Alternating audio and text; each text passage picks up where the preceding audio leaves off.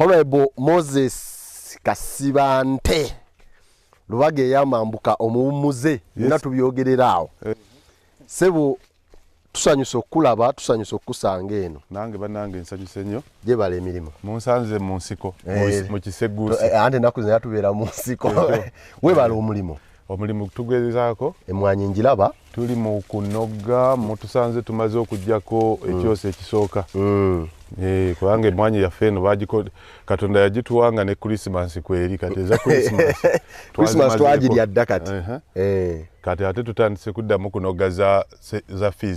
fizi fizi bwanaggwa kuba kati ate ndabako nezijjako ento bwanaggwa naffe tulye ku nnyama mulye ku nnyama mu gw'omusanvu awo kyeyaawo emwanyi eno egendera ddala tubadde tunoga okuva mu November basically November December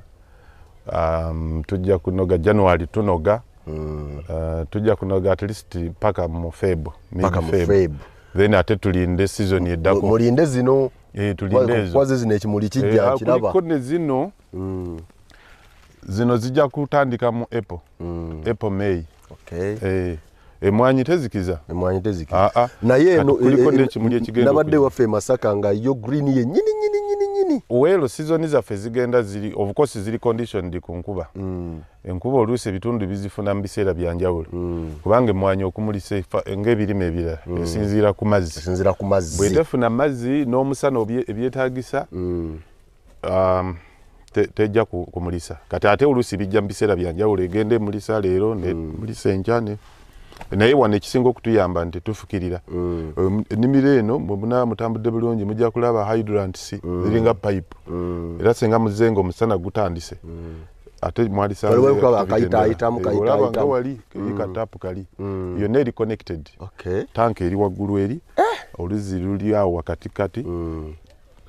omulimu waguteekateeka kubanga omuntu yenna akyalinda nature okubanga esobola okumusobozesa okufuna ekyokulya oba ekyokunywa aba akonda eminga Katonda yakola byakola yabimala mu nnaku 6 tagenda kwongerako tagenda kuddamu kola bira byaggwa mu nnaku 6 kati ezisigadde yaziwaffe twongereko tubere bako creator twekwanyi tubere creative amazzi abantu ogenda n'ogamba okimanyi nti buli saza lya Kabaka likutulwa amazzi okuva ebusiro okudde Mawokota wajja kubaawo omugga naye naffe abantu ba bulijjo okuva ku kibanja ky'abato okutuuka ku kyakasiba nti lusalosalo era waliwo mazzi kakati osobola otya ogamba Katonda nti era tetulimye kuba tukyalinda nkuba tulinda season ya nkuba kubanga amazzi ge gakwawula ku mulala n'ensi zaffe zyawuddwa amazzi ne wano we tuyimiridde ku mazzi kakati Katonda kyakwagaza gasikayo ogawoona weetaaga ekyenjawulo ekyo ekigalaba nti waliwo amazzi ekyo kyo kiriteeka wegali gwe kyeweetaaga kugasikayo gawoona kuganoonyaayo ekiseera kyagaagalirako naye kugaa nti omusana gwayase n'olwekyo bannaye tulinda nkuba Katonda abeereri n'atusekerera waliwo ensi nga mu bitundu by'Abawarabu enkuba kwega si kyekintu kyoyogera nako si ekintu ekya bulijjo ebeera mirako fe wano enkuba tulowooza nti nno kyereeta kya bulijjo ebeera mirako naye bali abanywa Misiri y'emu ku mawanga agasinga okuexportinga fruits mu nsi yonna Israel naye hafu ddungu hafu lwazi